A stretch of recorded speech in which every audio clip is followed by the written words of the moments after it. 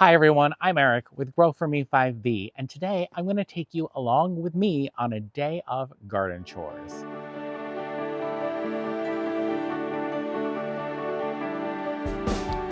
Okay, so some of you may be wondering, where is Christopher? Well, Christopher caught the bug. I mean, he has been down and out this entire week.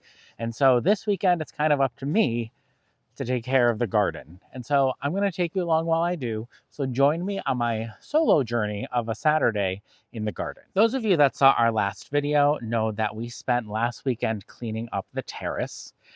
So here it is kind of in its finished state. As I'm sure you can remember, this foxtail fern certainly needs to get inside though, because it has been below freezing many times this season. We still have some North Pole arborvitaes to put into containers up front, which I'm going to do. So I'm going to clean up the containers in front of the house by the garage, take out those old mums, put these two North Pole arborvitaes in there. I have to tidy up a little bit of the gravel. As you can see, we got some debris on it from when we were cleaning out the pots, and we didn't get to it last weekend. We kind of tuckered out, so that's got to go. If you come around this way, you can see that there's lots of stuff falling into the garden beds, leaves and needles and stuff. And we're going to leave all of that because that's going to decompose and provide nutrients for the garden beds for next year.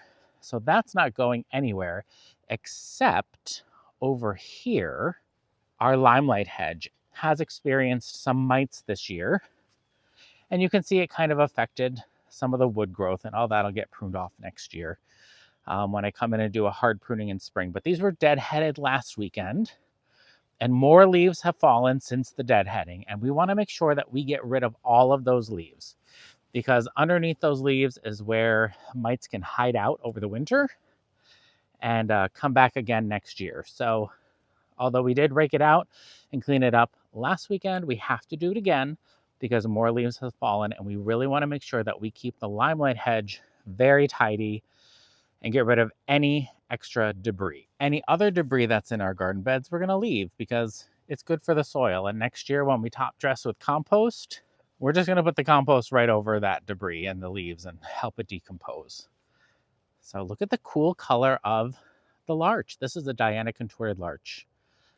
Love it. Kind of like a yellow rust, a goldy rust. And those of you that are looking for an ornamental grass suggestion for your garden for part shade, I mean, we don't see this labeled as a part shade grass, but this morning light miscanthus has been spectacular in this part shade location. What else is on my little chore list today? It looks like we hilled in some sedum that we got on clearance. That's been hilled in to protect it over the winter. These are actually all going to be not moved. Well, they are going to be moved, but they're just going to be recentered on this space and spread out a little bit more. I think initially we had put 2 feet in between each one, and we learned that isn't quite enough space. So what we're going to do is go ahead and probably put 2.5 feet, 3 feet in between each one and kind of center them better in this actual location here. So we'll dig out some of that soil so they're more movable. And yeah, that'll be a project. I don't know if we'll do that this fall or next spring. I do want to take a moment and show you that opening day viburnum behind me. I mean, that color is just spectacular. Let me see if I can get the camera to focus. I mean, look at that color. That's amazing. And it's still going strong. Like the frost hasn't gotten to it yet. I mean, the frost has affected a lot of our other deciduous plants, and the leaves have started to crinkle and crumble and fall, but not that. It's still dead center in the back of our berm and looking spectacular. Okay, so as you can see here, we have 2 matching or symmetrical containers that are flanking our garage door, and we're going to take out these old mums. I'm not going to save them.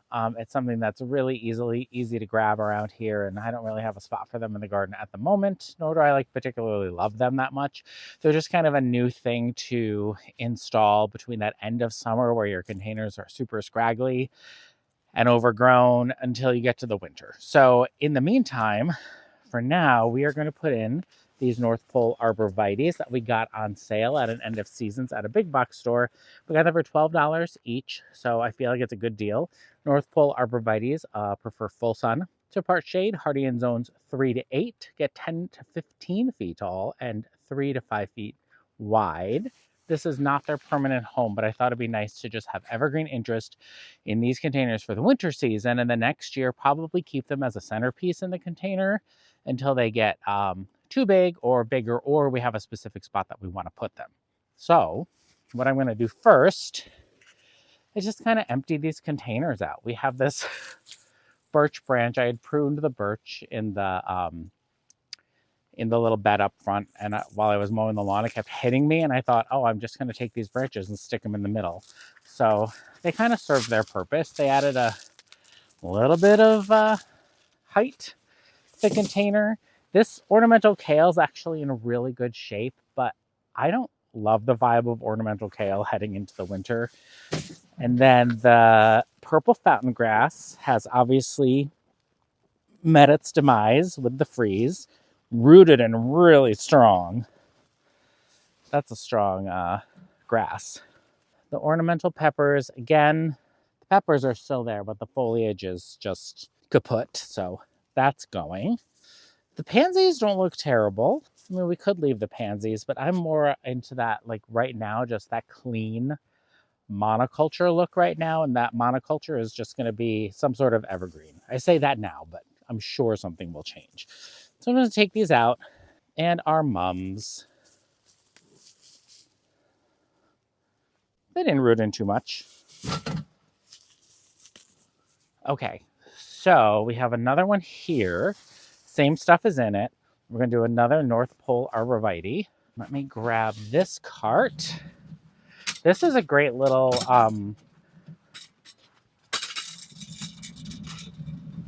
gorilla cart.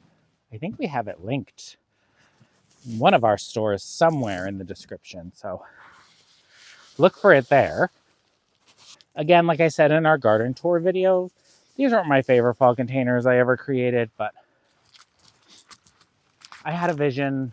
I was overzealous with the size of these mums, and it ended up not being balanced enough for my taste. I feel like mums are very controversial. Some people love them, and some people loathe them. But we watched, I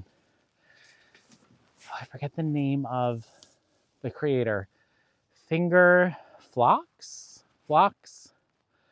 Finger like Flocks. I don't remember exactly, but she does some interesting content, and one of her latest videos was going to Longwoods in Pennsylvania and meeting with the guy who is responsible for the mum display, chrysanthemum display. And they do some incredible stuff at Longwood with chrysanthemums. I mean, it was really impressive. So if you kind of loathe mums, or you're one of those people that leave that comment below that's like, chrysanthemums are terrible, I mean, you're not like 100% wrong, but take a look at that video or go see what Longwood does in the winter with their chrysanthemums. It's crazy impressive. So again, I've got my North Pole arborvitae, hardy down to zone 3, so it's going to be fine in this container if I can get the tag off without breaking a branch. I have a feeling these roots are going to, oh, look at those. Looking real good. They don't really need a tease, but we'll give them a little bit of one. There's lots of fertilizer in there, though, some granular fertilizer. Let me take a look. No, that is not centered. But I wonder if I just go like this. Does that make it centered? Garden hack, turn the container. I like that. All right. So that'll work. I think these are not exciting right now, but I think they're going to be when we add some things, right? So in Christopher's Ookie Spooky container that he planted earlier, he had included this heuchera, or this coral bell. And so what I did when emptying that pot is I just ripped it out, and I'm going to keep it in this pot. I'm going to wait till he is feeling better, And then I'm just going to let him decide what he wants to do with it, where it's going to go in the landscape. It's kind of his plant, so I don't want to make a decision for him. But we all know Christopher's a coral bell pusher, right? So I'm going to save it for him because this is a perennial in our area. It'll last. I mean, I guess I could have just left it in the pot.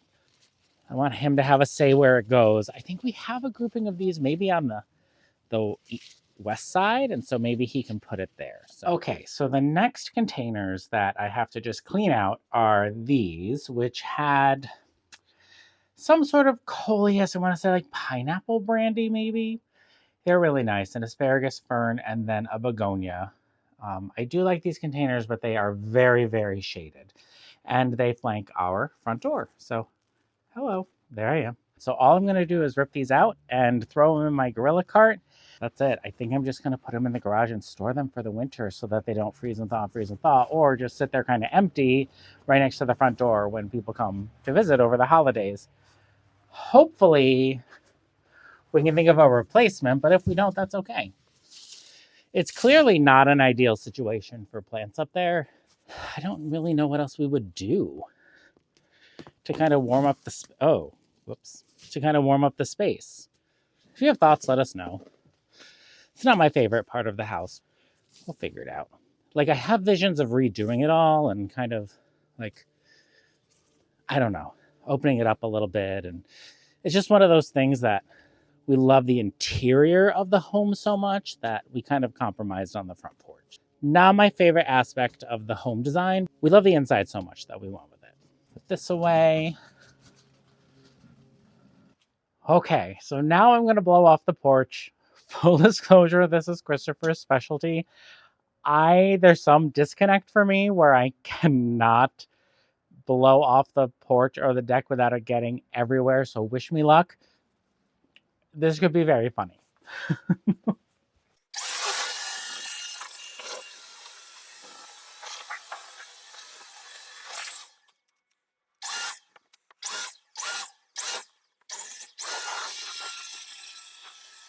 Okay, so before we move on to the back, I want to show you this rather underwhelming transformation of taking out the mums and putting in the evergreens. I think that we definitely need to go grab some stuff to fill these in.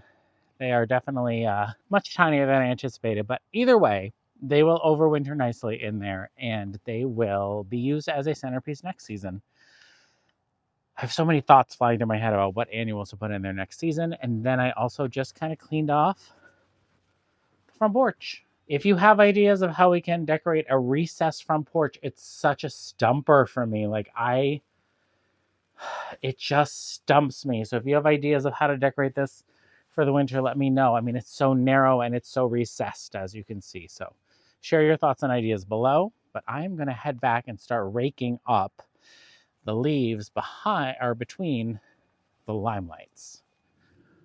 So again, we're being very particular about cleaning up the debris underneath our limelight hedge due to the mite issue. Normally, we would leave most of our fallen leaves there over the winter time and then just add compost over the top of them in the spring. But in this particular instance, we're going to remove it. So that's what I'm going to spend the next bit of time doing.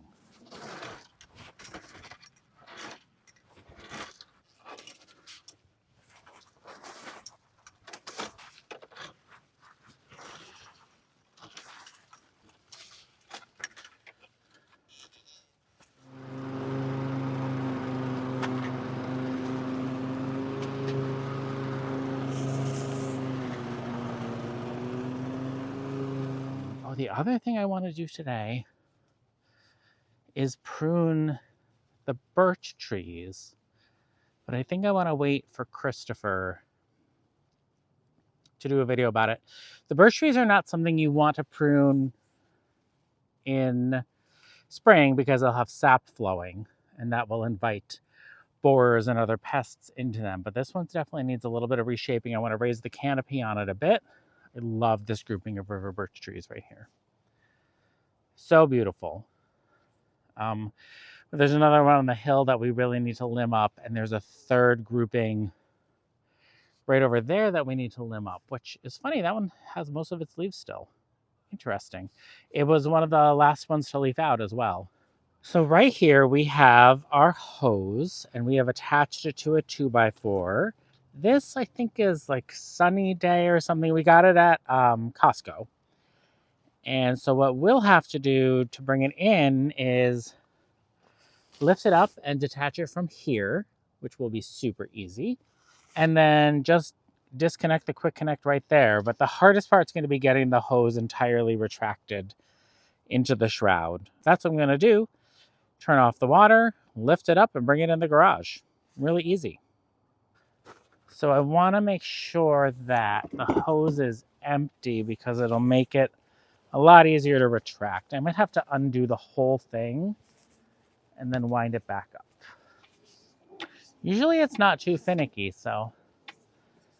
but I know that it's cold and I've noticed the hose is a lot stiffer than in the warmer months. Keep going. Only a little bit left. Only a little left. Keep going. Keep going. So close. Close enough for my tastes.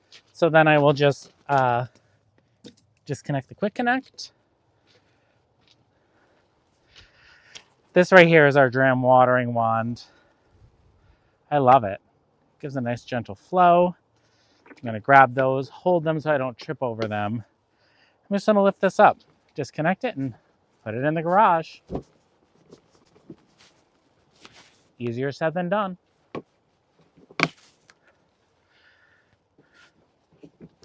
This is where Christopher would be really handy. I hope he gets better soon.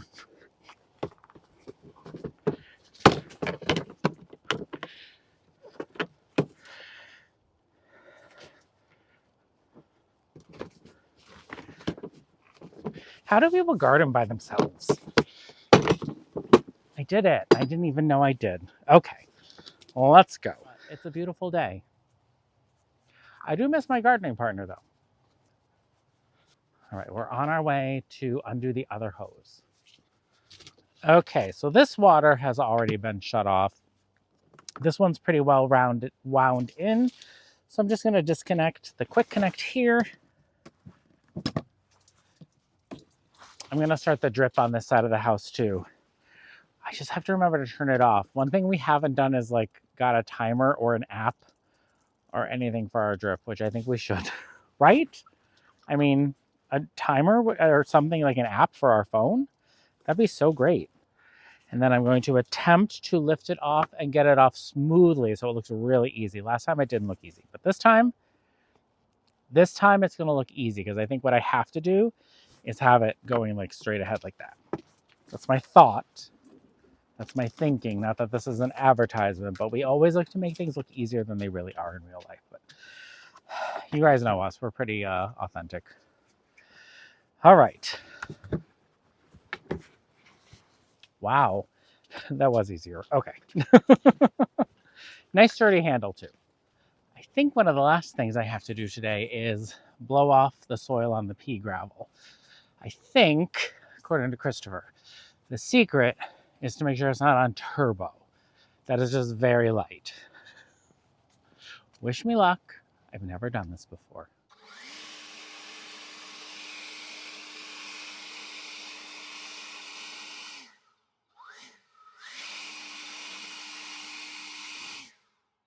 I feel like it's working.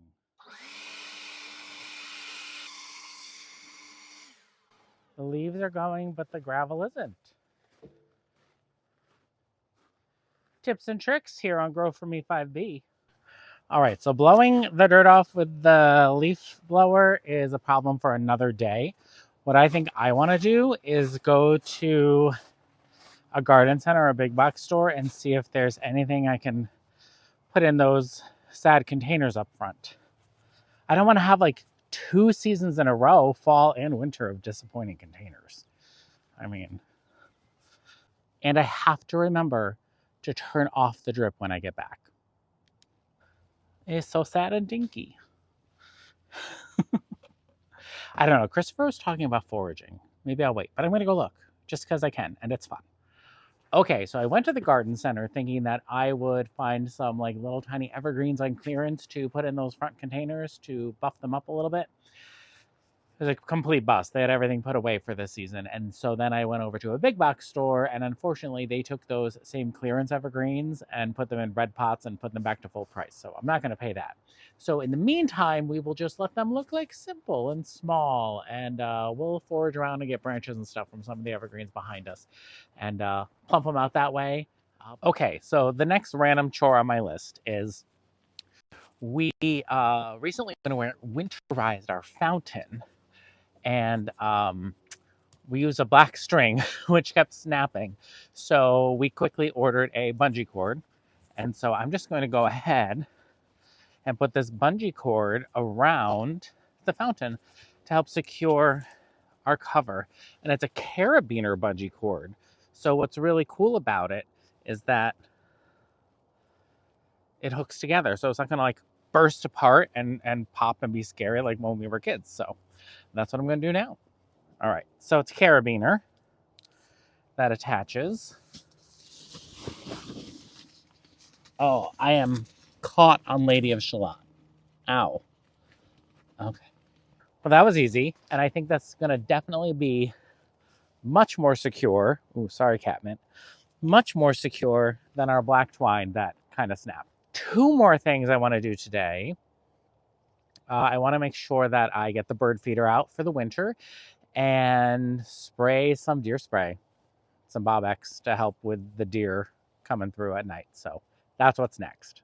Okay, so now we're going to head back up to the garage and we're going to get some bird seed out, get the bird feeder out. We put the bird feeder on a shepherd's hook, and I don't like to put the bird food out during the summertime because I want the birds to eat the insects and the caterpillars and the seeds and all of the things that are naturally in our garden. But in the winter, I feel like it's great to supplement their diet and help them out. I mean, I don't know a lot about birds, but that's just kind of my thinking. So I'm going to go ahead and gather the stuff for the bird food.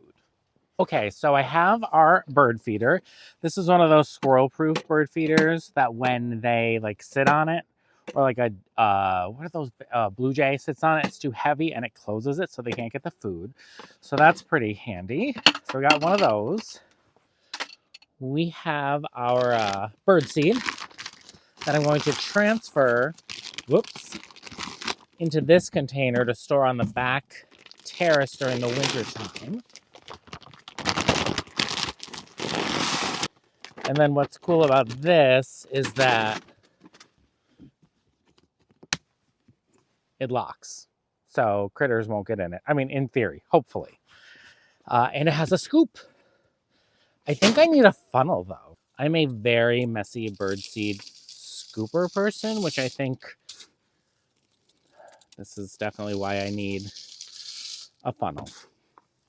And we don't have a lack of birds in our garden. We have bird baths, and sometimes our fountain, the birds will use the fountain a lot. Just like get little sips of water and bathe in.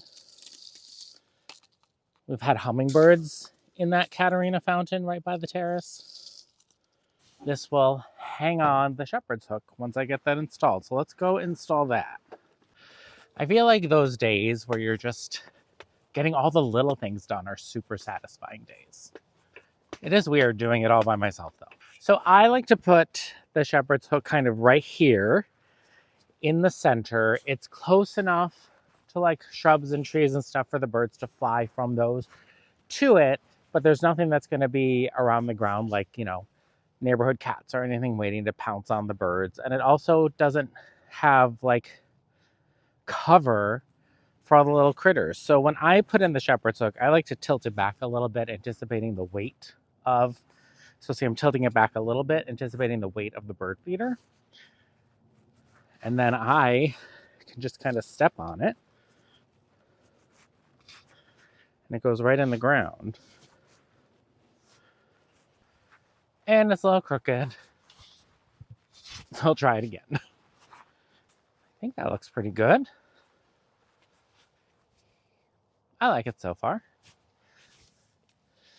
And the cap is screwed on here. And the birds will find this and they will be super happy. And there's going to be obviously some like smattering of seeds and stuff down here, but I think it's going to all be okay. the next thing on our list is to mix up some Bobbex and apply it in the garden. It's going to be a stinky job, but somebody's got to do it. All right, so what I have here is a deer repellent called Bobbex. It's a concentrate, and it smells terrible, which I think is the point. And I have how many gallons is this? 175 ounces. So now I've got to figure out direction. Shake well before using. In fall and winter, dilute 1 part Bobbex concentrate with 5 parts water. 21 ounces of concentrate makes 1 gallon ready to apply dormant season repellent. Apply every 4 to 8 weeks. Spray on dry plants when temperature is between 35 and 85. Okay, we're good there. Coating all surfaces front and back. Allow at least 6 hours to dry before watering or rain. Use all diluted Bobbex within 5 days. Not for use on food or feed crops. Dilute 1 part Bobbex concentrate with 5 parts water. 21 ounces of concentrate makes 1 gallon. So this is 1 gallon. So I should fill this with water. There's like a minty, like death smell to this. And then 21 ounces. This is 4 ounces. So I need like 5 and a little bit more of these in 1 gallon. That's a lot. Okay, well, I think I'm doing the math right. I'd rather overdo it than under. Oh my God, this smells terrible. Oh, oh God. Okay. Oh, gross. I spilled it. Okay. 1. It's also the most disgusting color. Look at that.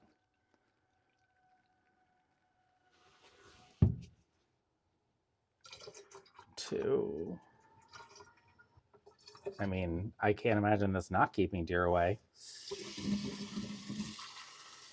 It's probably going to keep me away from the garden for a few days. Jeez Louise. There's like a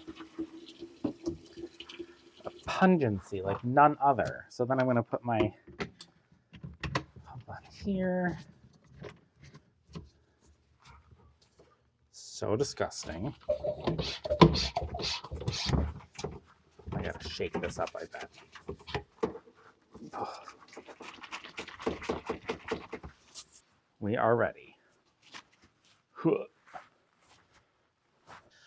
I'm attempting to apply this one-handed, and oh, that's definitely too much of a mist. Let me adjust that into something more narrow.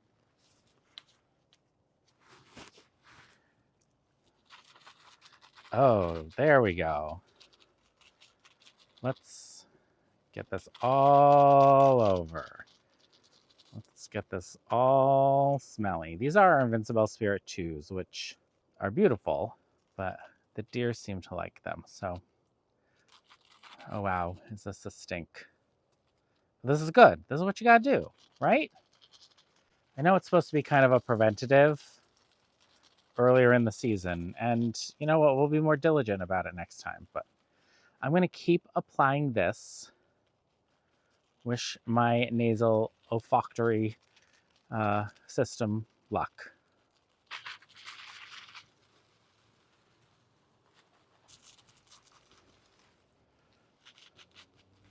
All right, so I just went ahead and I applied the deer repellent to the hydrangea room and all of the hydrangeas behind me on the east side of the house.